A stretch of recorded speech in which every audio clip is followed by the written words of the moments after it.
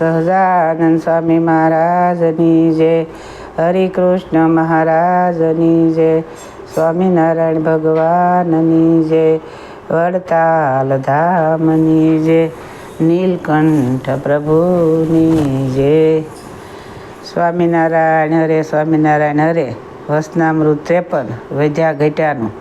સંવત 1876ના મહાવદી નવમીને દિવસ શ્રીજી મહારાજ શ્રી ગરડા મધ્યે દાદા ખાસરના દરબારમાં શ્રી વાસુદેવનારાયણના મંદિરની આગળ આથમણે દ્વાર ઓરડાની ઓસરીએ ઢોલિયા ઉપર આથમણે મુખારવિંદે બિરાજમાન હતા અને ધોળો સુરવાળ પહેર્યો હતો ને ધોળો અંગરખો પહેર્યો હતો ને ઝરકસી શેડાનું કસુંબલ ભારે છેલું કેડે બાંધ્યું હતું ને ઝરકસી શેડાનો ભારે કસુંબલ રેટો માથે બાંધ્યો હતો ને તે પાઘમાં પુષ્પના તોરા ઝૂકી રહ્યા હતા અને કંઠમાં પુષ્પના હાર પહેર્યા હતા અને પોતાના મુખારવિંદની આગળ સર્વે મુનિ તથા દેશ દેશના હરિભક્તની સભા ભરાઈને બેઠી હતી. પછી શ્રીજી મહારાજ બોલ્યા છે, કોઈ પ્રશ્ન પૂછો. ત્યારે મુક્તાનંદ સ્વામીએ પૂછ્યું છે, કોઈક તો સત્સંગમાં રહીને દિવસે દિવસે પ્રત્યે બુદ્ધિને પામતો જાય છે અને કોઈક તો સત્સંગમાં રહીને દિવસ દિવસ પ્રત્યે ઘટતો જાય છે, તેનું શું કારણ છે? પછી શ્રીજી મહારાજ બોલ્યા છે, મોટા જે સાધુ તેનો જે અવગુણ લે છે તે ઘટતો જાય છે અને તે સાધુનો જે ગુણ લે છે તેનું અંગ વૃદ્ધિ પામતું જાય છે અને તેને ભગવાનને વિશે ભક્તિ પણ વૃદ્ધિ પામે છે. માટે તે સાધુનો અવગુણ ન લેવો, એ ગુણ જ લેવો. અને અવગુણ તો ત્યારે લેવો જ્યારે પરમેશ્વરની બાંધેલ જે પંચવર્તમાનની મર્યાદા તેમાંથી કોઈ વર્તમાનનો તે સાધુ ભંગ કરે ત્યારે તેનો અવગુણ લેવો. પણ કોઈ વર્તમાનમાં તો ફેર ન હોય ને તેની સ્વાભાવિક પ્રકૃતિ ઠીક ન જણાતી હોય, તેને જોઈને તે સાધુમાં બીજા ઘણા ગુણ હોય તેનો ત્યાગ કરીને જો એકલા અવગુણને જ ગ્રહણ કરે તો તેના જ્ઞાન વૈરાગ્યિક જે શુભ ગુણ તે ઘટી જાય છે. માટે વર્તમાનમાં ફેર હોય તો જ અવગુણ લેવો, પણ અમથો ભગવાનના ભક્તનો અવગુણ લેવો નહીં. અને જો અવગુણ લે નહીં તો તે શુભ ગુણની દિવસ દિવસે પ્રત્યે બુદ્ધિ થતી જાય છે.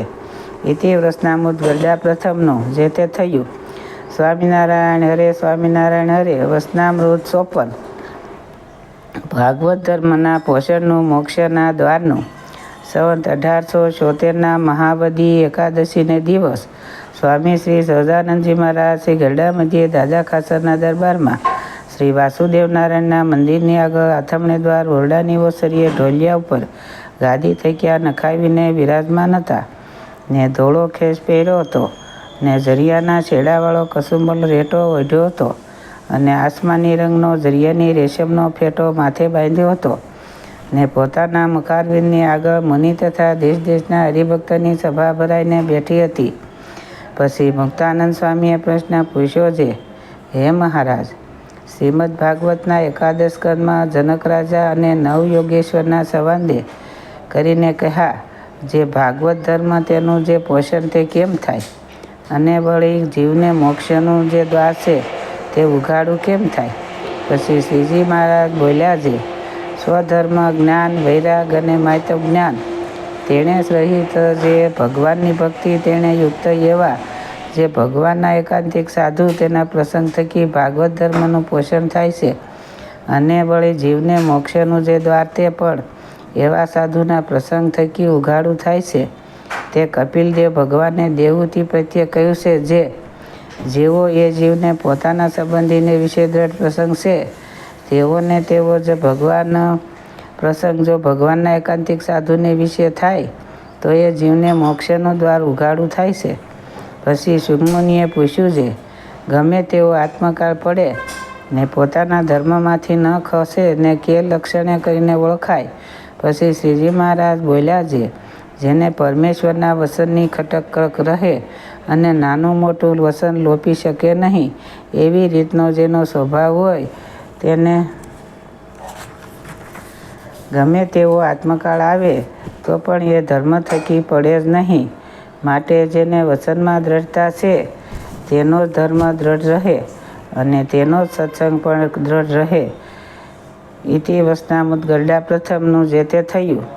સ્વામિનારાયણ હરે સ્વામિનારાયણ હરે વચનામૃત 55 ભજન સ્મરણ ને વર્તમાનના દ્રષ્ટાવનું સંવંત 1876 મહાવદી એકાદશીને દિવસે શ્રીજી મહારાજ શ્રી ગરડા મધ્યે દાદા ખાસરના દરબારમાં પોતાના ઉતારાને વિશે ઉગમણે દ્વાર ઓરડાની ઓસરી ઉપર વિરાજતા હતા અને સર્વશ્રેષ્ઠ વસ્ત્ર ધારણ કર્યા હતા ને પોતાના મુખારબિંદ આગળ સંત તથા દેશ દેશના હરિભક્તની સભા ભરાઈને બેઠી હતી. પછી શ્રીજી મહારાજ બોલ્યા છે, પ્રશ્ન ઉત્તર કરો.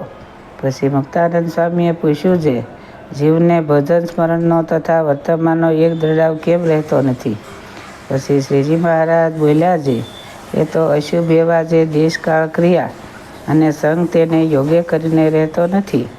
અને તે દ્રઢાવ પણ 3 પ્રકારનો છે, ઉત્તમ, મધ્યમ અને કનિષ્ઠ. તેમાં જો ઉત્તમ દ્રઢ હોય અને દેશકાળ ક્રિયા અને સંગ જો અતિ ભૂંડા થાય તો તે ઉત્તમ દ્રઢતાને પણ ટાળી નાખે. તો મધ્યમ અને કનિષ્ઠ દ્રષ્ટાની તો સી વાત જ કહેવી. અને દેશકાળ ક્રિયા અને સંગ એ અતિ ભૂંડા થાય ને તેમાં પણ દ્રઢતા જેમ છે એમને એમ જો રહે તો એને પૂર્વનું ભારે બીજ બળ છે ને ભારે પુણ્ય છે. અને દેશકાળ ક્રિયા અને સંગ અતિ પવિત્ર છે અને તેમાં પણ જો એની બુદ્ધિ મલિન થઈ જાય છે તો એને પૂર્વજન્મનું તથા આ જન્મનું કોઈ મોટું પાપ છે તે નડે છે, અથવા કોઈ મોટા ભગવાનના ભક્તનો દ્રોહ થઈ ગયો હોય ને એને નડે છે.